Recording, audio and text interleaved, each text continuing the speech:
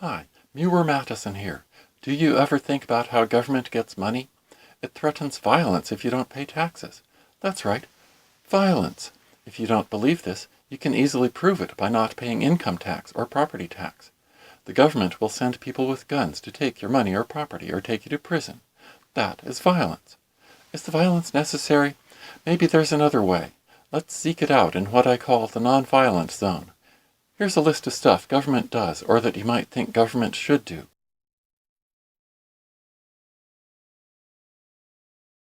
Let's see which of these can be done without initiating violence.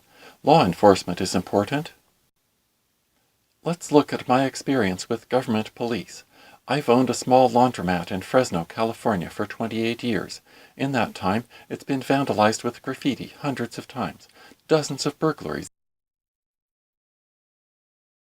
dozens of stolen laundry carts, some broken windows, plus arson and even physical assaults on me.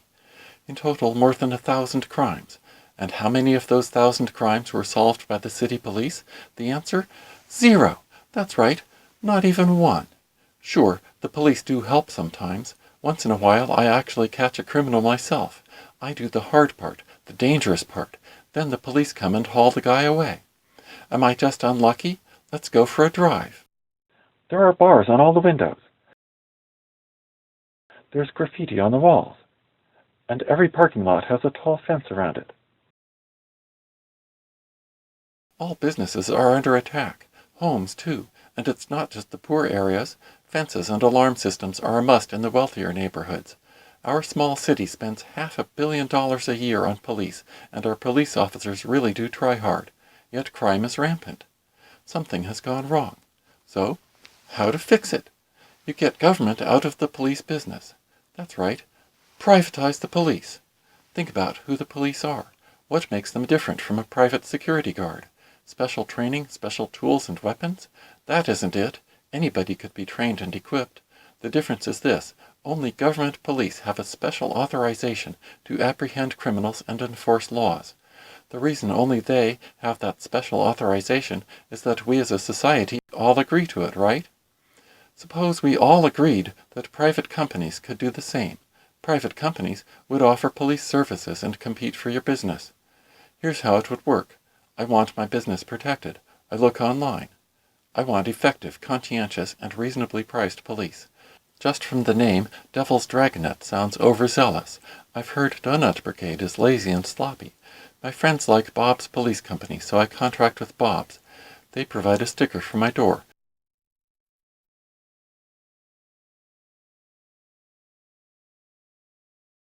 Crimes here are investigated and suspects apprehended by Bob's Police Company. When you're at my door, you can see which police I use and choose whether to enter. So, while I want effective police, I also want ones who treat people decently. If a business hires a police company known for carelessness or brutality or racism, no one will patronize that business for fear of mistreatment. Both the business and the lousy police company will soon perish. You'll choose police for your home the same way. It's that simple. In the nonviolent zone, private police companies will compete with each other, and you won't need government police. No tax money will be taken from you under threat of violence to pay for them. And private police will be very effective. Why? If they don't do a great job, they'll be replaced by another company which works harder and smarter.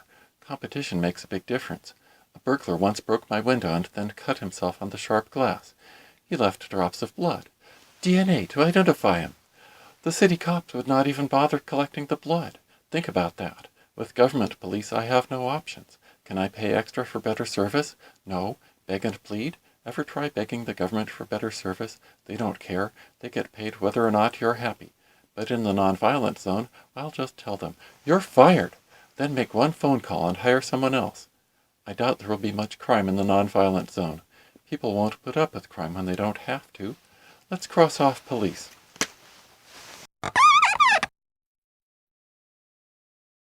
For that rare case of crime, the nonviolent zone needs courts. But first, look at our court system here in the U.S. It's dreadful. The problems. Fairness. Many criminals are simply let go. No punishment. On the other hand, some non-criminals are punished horribly. For example, William Joseph Foster of Oklahoma grew a small amount of pot in his basement, just for his own use at home to help with arthritis pain. He was sent to prison for 93 years. Think about that. Mr. Foster didn't hurt anybody. He didn't so much as bother anybody. That isn't crime. A 93-year sentence for no crime is outrageous. Wasted time. You know what I mean if you've ever been in a courtroom. Jurisdiction. Courts may have small territories. You get a judgment against someone and can't collect because the crook went to another county or state where the authorities won't help you. Accessibility and ease of use. Our courts are intimidating, they're unfriendly, and have weird rules and procedures. You must hire an expensive lawyer to navigate them. No compensation to victims. A criminal should have to pay his victims for all the expenses he caused, but our courts rarely try to compensate a victim. No compensation to defendants who win. If someone sues you just to extort money, I stubbed my toe in your driveway, now give me $1 million. You have to defend yourself at great expense. If you prevail, your expenses should be reimbursed by the scumbag, but aren't. Expense. The courtroom, judge, clerks, and guards cost a lot of tax money. The solution? Again, privatize. Multiple court companies, each striving to offer fairness, ease of use, speed, and low cost in order to win your business. You might ask, how do you get a criminal to agree in advance to use your chosen court? Here's how. The court gives you a sticker for your door. By entering this property, you agree that, if a dispute arises between you and the owner or another visitor, you will accept the ruling of Solomon's court. Criminals, and regular people, can see which court you use. If they don't like it, they'll choose not to enter. Simple. You might worry about complexity and confusion, because each court can have its own set of laws, and each property owner could add rules unique to that property. But look at the complexity of our current system. We have layers of different courts and 3 million pages of laws already made by the U.S. government. States, counties, and cities throw in millions more pages, and they add 1,000 new pages every week. When free to choose, most people will keep it simple. Courts will hire the most fair and wise judges so as to win your business. Given such judges, almost everyone will likely favor this law. You owe full compensation for any injury. That's it. You don't need millions of pages of law. You don't even need one page. Just one line, 7 words. A small child will understand them.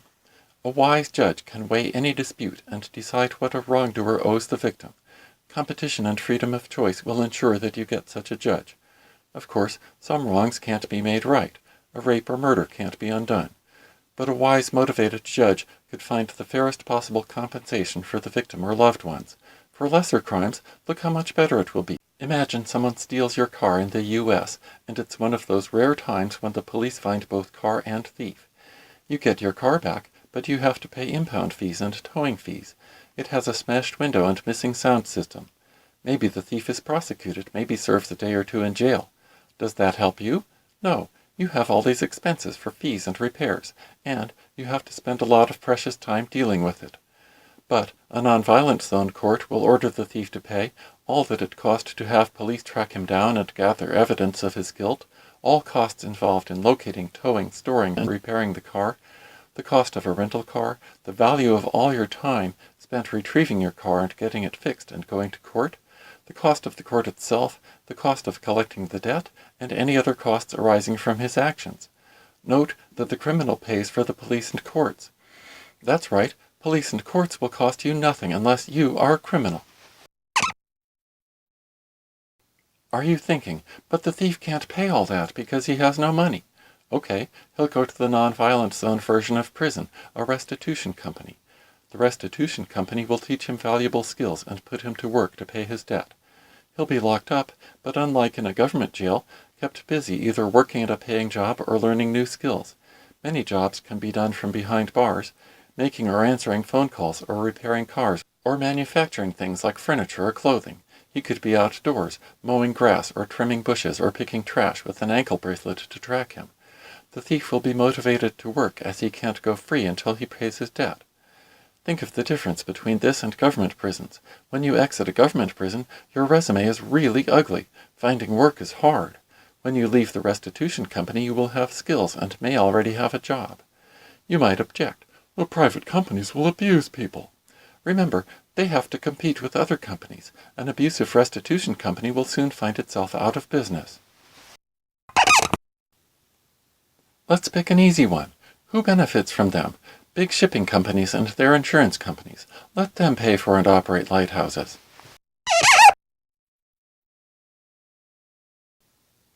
Same companies can pay for the Coast Guard. Drug companies have to spend $1 billion jumping government hurdles to get one new drug to market. That makes drugs expensive. It also means many good drugs never become available. With good courts, you won't need to regulate drug companies. If they sell harmful drugs, they'll be sued and lose lots of money. So they'll be careful. A private company owns and operates London Heathrow, the second busiest airport on the planet. If Heathrow can be privately run, so can our airports. In Canada, air traffic controllers are privately run. If it works in Canada, we have private boarding inspectors at San Francisco Airport. A government study showed that they do a much better job of intercepting dangerous items than TSA inspectors. So, go private. You don't want several radio stations using the same frequency. With private courts, radio and TV stations will be careful not to step on each other's toes for fear of lawsuits. The name NonViolent Zone may be misleading. Perhaps I should call it the non-initiation of violence zone, but that's a bit awkward. If someone threatens you with violence, you should be able to defend yourself. You might wish to carry a weapon for self-defense, but if you use a gun for aggression, that's a crime. You'll most likely be caught. Hurt or kill someone, and you'll pay a huge price. Excellent police and courts will provide excellent firearm regulation. Imagine you're building something, a house, commercial building, apartment building, or skyscraper. You'll want to insure it, maybe get a loan against it, maybe sell it. If you don't build it to code, nobody will insure it or lend against it or buy it. So you'll choose a private inspection company to check each stage of the project. They'll certify that it meets standards. Zoning is great for politicians. Zoning can have a huge effect on land values, so developers will pay big bribes for zoning changes. Let's do away with the corruption. Let people build whatever they want, wherever they want, and if someone ruins your view or your peace and quiet, you can sue them and get fair compensation. In the early years of the USA, private banks created their own money, like this $10 note issued by the Mechanics Bank of Memphis, and you could choose which bank's money to use. Our country prospered and grew on private money. So will the nonviolent zone. Banks will compete to provide safe, sound, convenient money and to pay the highest interest rate in order to attract your business. Safe would mean impossible to counterfeit or steal, and reimbursement for lost bills. How? Banks could put a barcode on each bill. Receive a bill, you scan the code to let the bank know you possess it. If it's stolen or lost, no one else can use it and you get reimbursed. Counterfeits would be found out instantly. Sound means backed by something, gold or silver or real estate, maybe loans held by the bank. Such money is not likely to lose value through inflation. Convenient means ease of transfer and wide acceptance. And the last one, interest. Yes, money should pay you interest when you hold it. Truth is, government cannot control prices. If it orders prices kept low, as President Nixon did in the U.S. in 1971, it creates shortages and ultimately a black market where stuff trades at its real higher value. Try to keep prices high, as with New York City's high cigarette taxes, and you create a black market where people secretly trade at lower prices. You really don't need to regulate any business if you have competition, a free press, and good courts. Banks will compete to offer safety, service, and value. Rating companies will help you know which to choose. People voluntarily pay entrance fees, so parks can be self-supporting. They could be run by private, nonprofit organizations such as the Sierra Club, the Wilderness Society, or the Nature Conservancy. Government coercion not required. Same here, privately run and supported by donations and entry fees. Want to support someone far away? Great, send your own money voluntarily. But if you don't want to donate, it would be nice to not be forced to.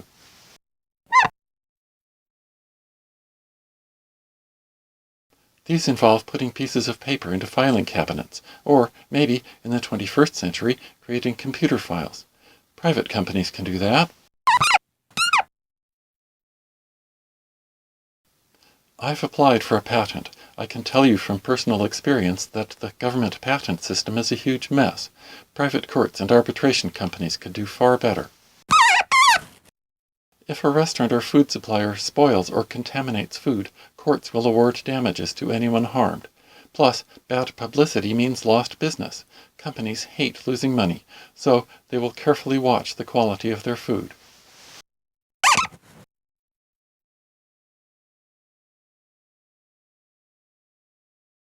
Private companies can compete to provide these services and be regulated, right?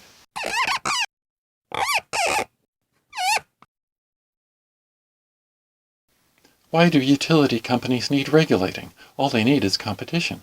Let there be more than one provider, and each must offer low prices and great service to attract your business. You can get information about goods and services from consumer reports or online reviews such as Yelp or Angie's List. Companies with lousy offerings will lose customers until they either change or die. And, with good courts, you'll be made whole if you're ever ripped off. Maybe you want harmful substances expensive and hard to get. You could ban them from your own property, but in the nonviolent zone you won't be able to use violence to ban or tax them on everybody else's property. What if someone sells tobacco or booze to my 9-year-old? No one will do that without your permission, because with private police they are certain to be caught, and with private courts they will have to pay big damages.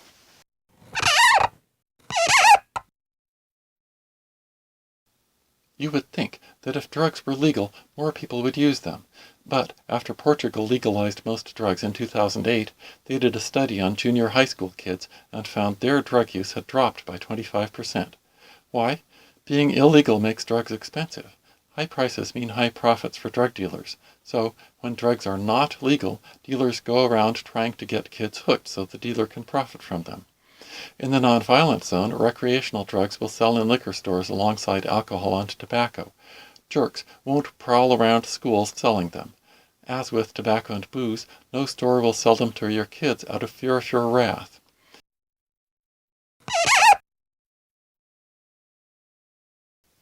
No one will dare to sell your kids porn or involve them in producing it. But you will have no control over what consenting adults do on their property behind closed doors, or what they buy and sell.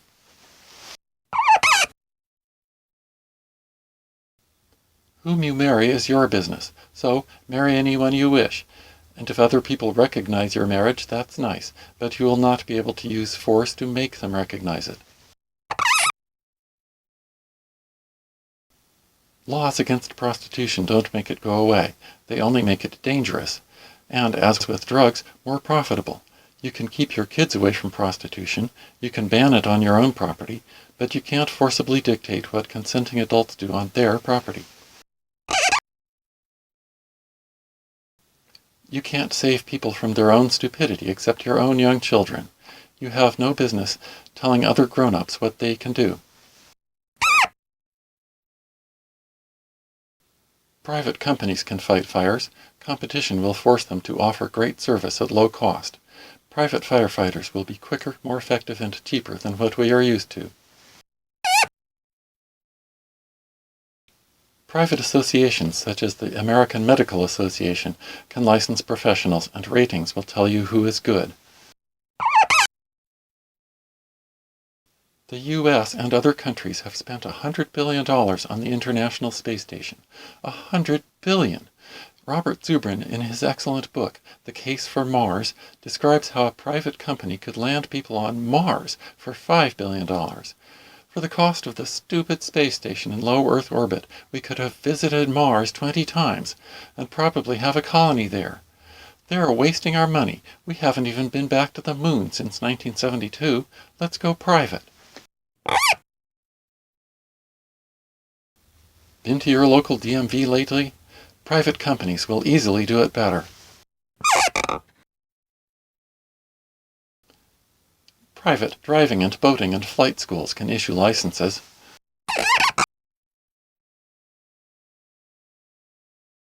Private companies will compete at providing IDs, and those issuing fake or easily forged IDs will soon have no customers. Why regulate them? So taxis can charge more? Let them compete. If taxi companies don't like it, well, boo-hoo. Life is tough. They'll just have to work hard like everyone else. Maybe you think that without government roads no one could leave home. Come on, in the early 1800s, many roads in the U.S. were private. You would pay a toll to go places, but the toll would be reasonable, because if it were too high, people would find alternatives. Our country grew and thrived with private roads. Don't think government roads are free. They cost you far more than privately owned and managed roads will. Plus, roads have more competition than they did in 1820. Here's a reason privately owned roads could not charge too much. A sport plane. You could afford one if government weren't taking so much of your income. You'll look down and laugh while zooming past all those cars. A sport plane only needs 300 feet of runway and flies 2 people at 110 miles per hour.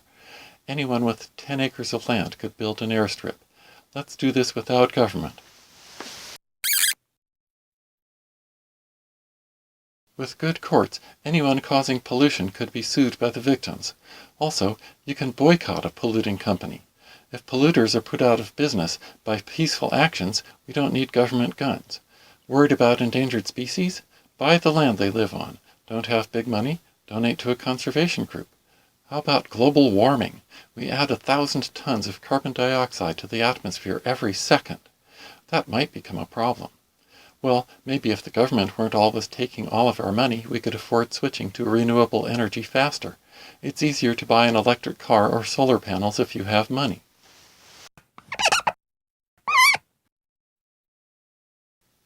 I've been called racist for believing in nonviolence. For example, I believe if someone opens a restaurant for whites only, force should not be used to stop him. You can stop him without force. I asked a number of white people if they would eat at a whites-only restaurant. Not one said yes. The place would get no business and go bankrupt. I would love to see an actual racist humiliated and bankrupted by his community.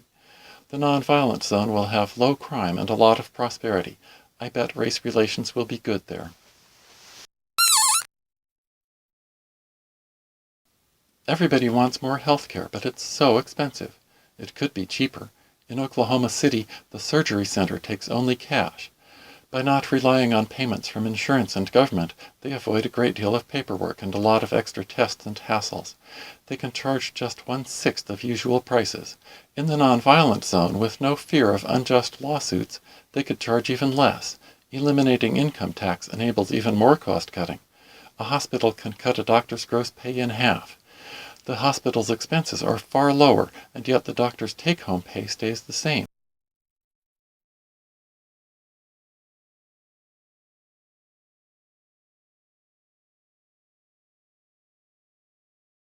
Multiply these things together and healthcare will cost less than a tenth what we pay.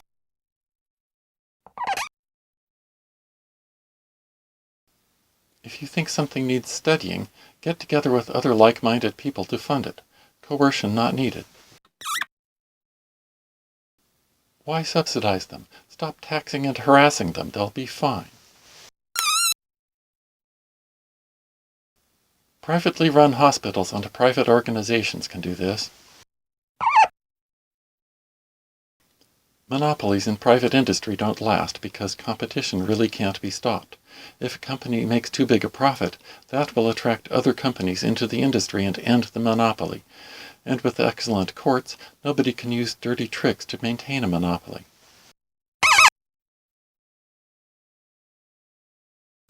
Japan privatized most of its mass transit in 1987. Trains run on time with a fabulous safety record. If it works in Japan, what if you have little education and no skills, and you look for work? No one hires you. But why? There's work everywhere that needs doing. Work requiring little or no skill. Raking leaves, picking trash, washing dishes, etc. Well, think, the U.S. minimum wage is over $7 per hour. If your skills are only worth $1 an hour, you're never going to be hired. That's right, a government rule keeps you from getting work. In the nonviolent zone, no rule. The homeless guy with no skills can say, "Please, anything, I'll work for $1 an hour," and get a job because that is low enough for the employer to take the risk. Perhaps our guy can wear a birdsuit and wave a sign on a street corner. If he does this 12 hours a day, he can make $12. Now are you jumping up saying, 12 hours? No one should have to work more than 8 hours. You're just so compassionate, aren't you? You and your compassion are keeping this guy homeless. Let him work 12 hours so he can afford shelter. Okay, he makes $12 a day. There's still a problem. Even the cheapest housing is out of reach. But why? There's an old saying, if you want to get rich, find a need and fill it. Entrepreneurs look for unmet needs to fill. Ultra-cheap housing is an unmet need. An entrepreneur might say, homeless people don't need 3 bedrooms, 2 bathrooms, living room, kitchen, garage. All they need is one little room. So, to fill this need and make money, he'll build tiny cheap homes they can afford. The entrepreneur might find 100 homeless people in the area who can each afford $3 a day. So, he'll put 100 tiny homes on a vacant lot. He'll build a central bathroom and shower facility. Total cost per house, $3,000. He'll sell them for $4,000 each, netting $100,000 profit. The payment on a $4,000 house might be $2 a day, plus another dollar for utilities and use of the restrooms. The homeless can own homes, actually own them, for just $3 a day. This is great, right? Homelessness solved! If it's so easy, why aren't entrepreneurs providing ultra-cheap housing? Because it's illegal. For example, here's a rule from the Fresno County Zoning Code. 1 house per lot and a 20,000 square foot minimum lot size. This sort of thing makes houses really expensive. Government strikes again. Don't believe me? Go down to your local planning department. Try to get this project approved. They'll laugh in your face. Government is actually in the business of making people homeless, not helping. Wait, you say, this guy needs food and clothing and he's only making $1 an hour. I don't have time for the details here, but I explain in my book how he could eat well on $3 a day. If he shops at thrift stores and is frugal in other ways, he'll even have enough for health care. As I explained earlier, health care will cost far less. You might say, we've condemned this poor guy to a lifetime of breathing exhaust for $1 an hour. Nonsense. We've given him a chance, an opportunity. Imagine he waves a sign for a month. A slightly better job opens up nearby for $2 an hour. 2 guys apply. One says, I'm a homeless street baker with no job. Our guy says, I work for Joe over there. I have a job reference. That sounds a lot better than I'm a beggar. He can get the better job, and maybe the beggar gets his old job. That's right, the crummy job is the stepping stone to a better one. He can quickly double his wages or reduce his hours and keep moving up in the future. You might worry, the mentally ill or severely handicapped can't even earn $1 an hour. Well, where you can house, clothe, feed, and buy health care for someone for $12 a day, it won't put much strain on private charity to take care of the truly needy. So, really want to help the poor? Get rid of government. Food is cheap. Private charity can easily do this. With ultra-cheap housing available, landlords who charge too much will drive away tenants and lose money. Competition is rent control. Look around. Work is needed everywhere. Cars, fences, roofs, roads, windows, and doors need repair or paint or washing. There are weeds to pull, trees to trim, trash to pick up, and plenty more to do inside. So, why aren't people hiring? First, their money is stolen from them by government. But, even if they had money, there's another problem. Thousands of laws meant to protect employees. You can't hire someone without breaking laws. Even if you could, the paperwork is dreadful. People want to stay out of trouble, and they hate paperwork, so they just leave the work undone. If not for government, there would be a job for anyone who wanted one all the time. You might be saying, with no minimum wage, we'll all be paid a penny an hour. Really? Think about it. If everyone already has a job and you need work done, you will have to offer people more than they are already getting paid in order to lure them away from their current jobs. Wages will be bid up until everyone's skills, knowledge, ability, and effort are fairly rewarded. Unemployment is not fixed by government, it's caused by government.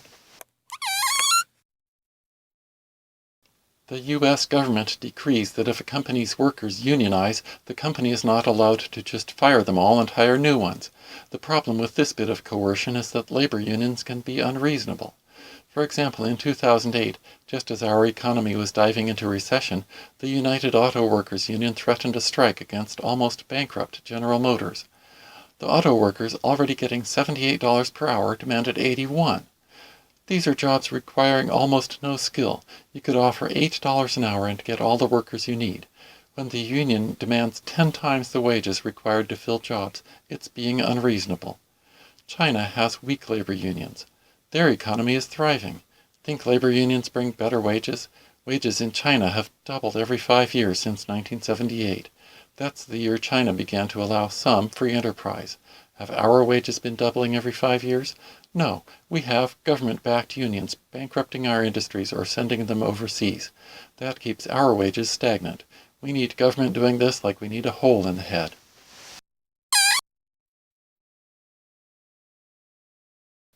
The only borders in the nonviolent zone will be private property boundaries. Each property owner can decide who stays. If you're welcome on someone's property because you work or pay rent or the owner likes you, then no outsider can force you to leave. It might seem the stock market can't regulate itself, but there are different stock exchanges, the New York Stock Exchange, the NASDAQ, and others. If government weren't there, each stock exchange would be under great pressure to police the companies listed on it.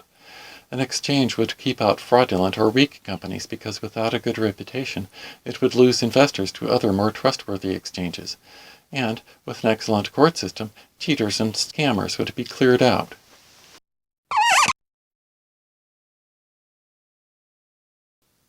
Ever crossed an international border? What a hassle. Governments worry you might sneak money out to avoid taxes or bring in something they wish to control, such as drugs. The only control you really need is good courts. Anyone who brings a dangerous item into the nonviolent zone and causes injury will have to pay. It's just logically impossible for trade regulations to benefit you, and here's why. Say you need something. You locate the world's cheapest, best quality supplier. But the government orders you to buy from someone else. You pay more or get lower quality or both. That's the whole point of regulating trade. Some undeserving company gets your business because the government is protecting it. That's good for it and the politicians getting bribes from it, but not for you. Private companies can deliver mail with no need for coerced subsidies. In the 1800s, with little automation, all children and adults had to work constantly just to barely survive. It is not such a problem now. Let parents decide if their kids should work. Parents usually love their children more than the government does. The U.S. government's own Small Business Administration says that regulations cost U.S. businesses $1.7 trillion each year. That's $5,000 for every one of us. Do we get $5,000 worth of benefit from those regulations? No. All you need is a free press, good courts, and competition to ensure high quality at a low price. You'll save thousands on the stuff you buy. Communities can form mosquito control agencies supported by voluntary contributions. Farmers can pool resources to combat invasive pests. You might ask, what about people who don't contribute and benefit like parasites from the work of others? Do you really think that doesn't happen under a government system? Please, no violence. Most people can be shamed into contributing their share. Private outfits such as the Red Cross can provide this. Need statistics? Collect them yourself or pay a company that specializes in them. Regulate sports? Why? You don't need government to check scales. Private organizations such as Consumers Union can do it. People want safe vehicles. Companies offering safer cars will sell more. Even with no regulation, cars will get steadily safer. Look at the schedule for your local PBS station. You'll see shows like Nightly Business Report, Knit and Crochet Today, Masterpiece Theater, Wild Photo Adventures, Vaughn's and Porter's Love of Quilting. Who watches this crap? Rich people. Why should you and I be forced to pay for rich people's TV programs? What about Sesame Street? Sesame Street makes $100 million a year off merchandise licensing and royalties. They'll survive. A flag is a symbol of government. This will be a non-issue. You don't need to be told which light bulb to buy. The new LED lights save big money over time. You'll figure that out on your own. And that's the case for every aspect of energy use. Saving energy saves money, and if you think switching to renewable energy is important, well, think how much faster that will happen if people are not taxed mercilessly at every turn. They will be able to afford expensive electric cars and solar panels. Government is the problem here, not the solution. People with more money have fewer children. The NonViolent Zone will likely be prosperous and therefore have a naturally low birth rate. Private donors can build and operate libraries. For example, about 100 years ago, Andrew Carnegie built almost 1,700 libraries in the U.S. Private organizations or companies can build dams. Power companies have built dams all over the place. Levees, diversion channels, etc. can be funded voluntarily rather than by force, and if people won't pay voluntarily, let them take their own risks. Need flood insurance? Private insurance companies will happily sell it to you. Much of our government's flood insurance program goes into rebuilding mansions on beaches after storms. Why should you and I be forced to pay for seaside mansions for rich people? Let them buy their own insurance. If hunting and fishing spots were privately owned, the owners would carefully regulate the take so as not to lose their source of income. Private companies can move water around. Why should you and I be forced to subsidize water for rich farmers? The governments of the US and Canada regulate fishing. Despite regulation, the cod population off the east coast of North America has dropped by 99% since the 1990s. It would be hard to do much worse. To control population, China actually forces women to have abortions. Other places prohibit abortions. Some women still seek to get them anyway. Like anything else made illegal, it becomes dangerous and expensive. Back alley abortions kill an awful lot of women. In the NonViolent Zone, you can forbid abortions on your own property, but not elsewhere. If that upsets you, you can support an educational campaign to encourage people to choose life. Do I even need to explain how stupid these are? Most people would rather send their kids to a private school than a government school. Problem is, private schools cost money. That's a smaller issue nowadays than it used to be. You can find online schools that are almost free. But, say you have no money and want your kids out of the house. Schools could get donations from alumni and from other people, as private colleges do. In a place with no taxes, people would have a lot more money to donate. This can be done without government. Government does more to make people want to commit suicide than to prevent it. You need a military to defend against invaders, right? Maybe not much of one. Look at Switzerland. It has avoided war for centuries just by spending moderately on strong defense and by remaining neutral. The NonViolent Zone can also make itself a difficult target. I'll bet it can manage to avoid war just as Switzerland has.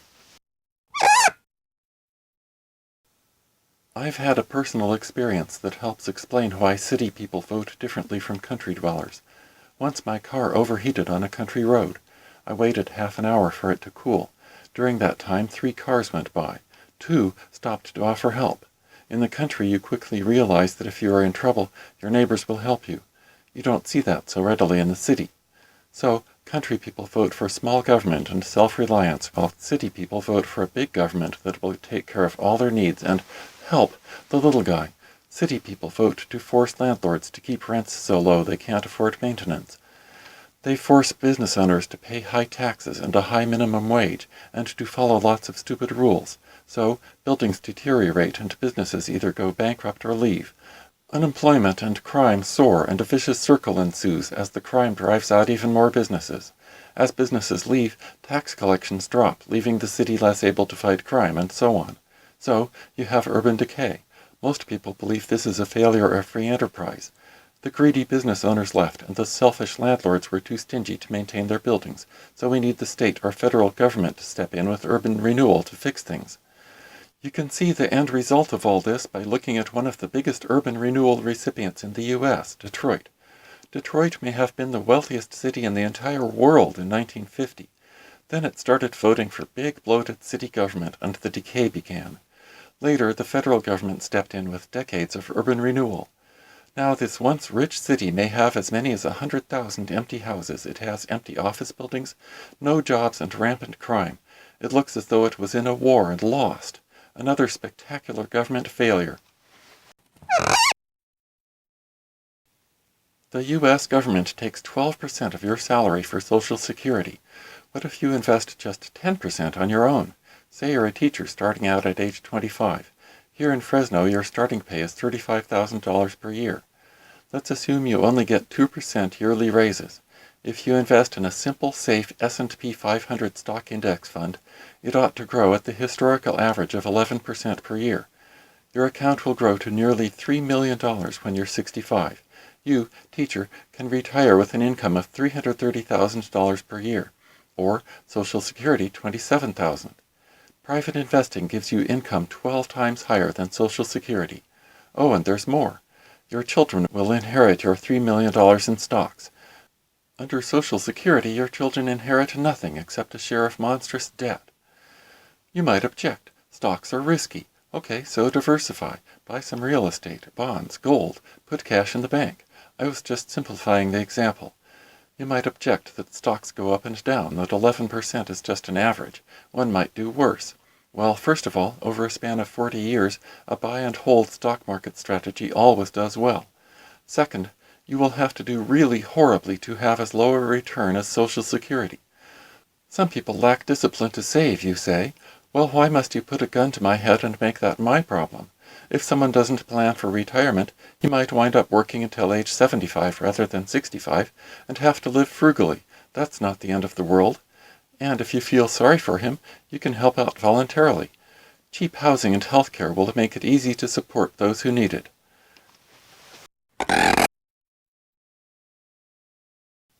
Many people voted for Barack Obama because they thought he would take money from the rich and give it to the poor. Look what he actually did. He presided over a gigantic expansion of the money supply which caused the stock market to go up and big banks to prosper. Big banks and billionaires have done great. But he must be helping the poor, right? Well, one of his first acts upon taking office was to end a school voucher program in Washington, D.C., which helped poor parents send their kids to private schools. Maybe Obama, a multimillionaire himself, didn't want the riffraff getting into the private school his daughters were going to. But wait, there's Obamacare. If you examine Obamacare closely, you'll find that it forces healthy people to pay much higher health insurance premiums so that sicker people pay less. Healthy people are likely to be young. Young people starting out in life haven't had a chance to accumulate much wealth. According to the U.S. Census Bureau, the average household wealth for those under 35 is around $7,000. For those between 55 and 65, it's $144,000. Obamacare forces the people with $7,000 to pay money to the people with $144,000. It's a huge transfer of money from the poor to the rich. That is the wrong direction. Under Obama, billionaires do great. The poor get shafted. As usual, government delivers the exact opposite of what it said it would and what you wanted. In the nonviolent zone, there will be inequality because some people are young, some are old, some are smart, some not, some are just lucky. And oh yes, some like to gamble, and some like to use drugs, and some are lazy. You can't make everyone equal by using violence. If you try, you get North Korea or Cuba, where everyone is equally poor and everyone is miserable. Or you get the horrible outcomes of those socialist regimes of the last century where Stalin and Hitler and Mao caused 100 million people to die from war or starvation. So, first of all, equality is impossible to achieve, and second, governments produce only death, destruction, and poverty when they try. Well, that's the whole list. You can do everything with no initiation of violence. Some people say government is a necessary evil. It isn't necessary, it's just evil. With government in charge of the police, we get rampant crime. Government courts bring us injustice. Government's taxes and its meddling in the economy spawn unemployment, homelessness, poverty, expensive health care, inequality, and unending frustration. Without it, everything would be so much better. So, are you saying, what about democracy? What about voting? A ballot is just a proxy for a bullet. Think about it. Say you vote for a politician who says, tax the rich. You are voting to have the government send thugs with guns to take money from rich people. Guns. Bullets. If your vote were not backed by a bullet, your vote would be meaningless. Democracy sounds good in school when they teach it to you because they gloss over the part about bullets and violence. With no government, you'll be voting every time you buy something. You'll easily choose your police, court, water and sewer provider, insurance, everything you need in your life. You just won't be able to choose these things for other people. And, unlike the popular belief, life without government will be orderly and peaceful. There will be whatever rules are needed and sensible, and police and courts to enforce them. All right, how do we get there? I don't really know. I like to think there's a small country somewhere that might sell us a small chunk of its land and leave us alone to try a new idea. It seems unlikely that we could start in the USA or any other large country. It's hard for a tiny number of nonviolent people to get something started when such a huge violent majority stands ready to destroy them. It would help if there were more of us, so I hope you'll share this video. If you have friends who might rather read a book, get them my book. As usual, the book is better than the movie. It goes into a lot more detail than I had time for in this video. For example, here's what I said about the military just now, and here's what I said in the book. Even so, the book is fairly short. Get it from my website, NonViolentZone.com. It's $9.95 for one, and $5 for each additional copy if you want some to hand out. Thanks for watching.